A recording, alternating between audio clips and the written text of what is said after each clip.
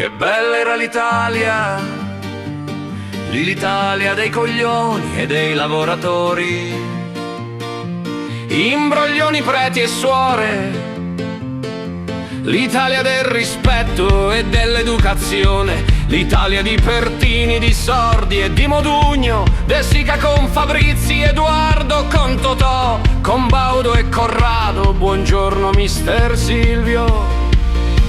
L'Italia della Fiat insieme alla Ferrari, uno era Gianni, l'altro di nome Enzo. Il ricordo di una canzone, lasciatemi cantare, con la chitarra in mano, lasciatemi gridare. Sono un italiano vero.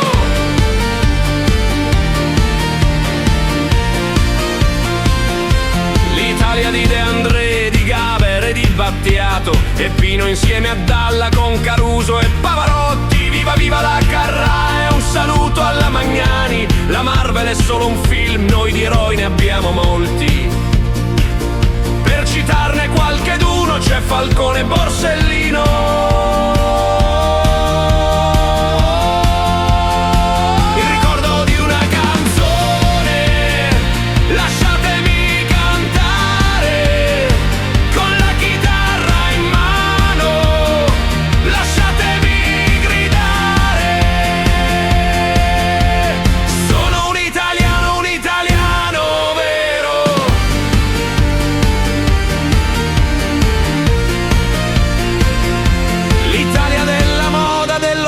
Del sapore, l'Italia del sorriso con Vianello e con la Sandra, poi c'è Franco con Don Ciccio contro Isi e Mastroianni, c'è Manfredi con Proietti e con Tortora, c'è Frizzi.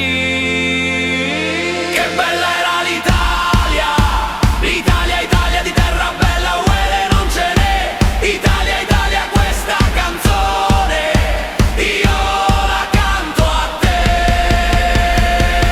L'Italia dei terroni che l'hanno resa grande, l'Italia delle nonne, dei nonni e dei papà, l'Italia a cui credeva l'intera società. In campo si gridava Riva, Rossi e Zoff. Che bella era l'Italia, Italia, Italia di terra bella uguale non ce n'è. Italia, Italia questa canzone, io la canto a te.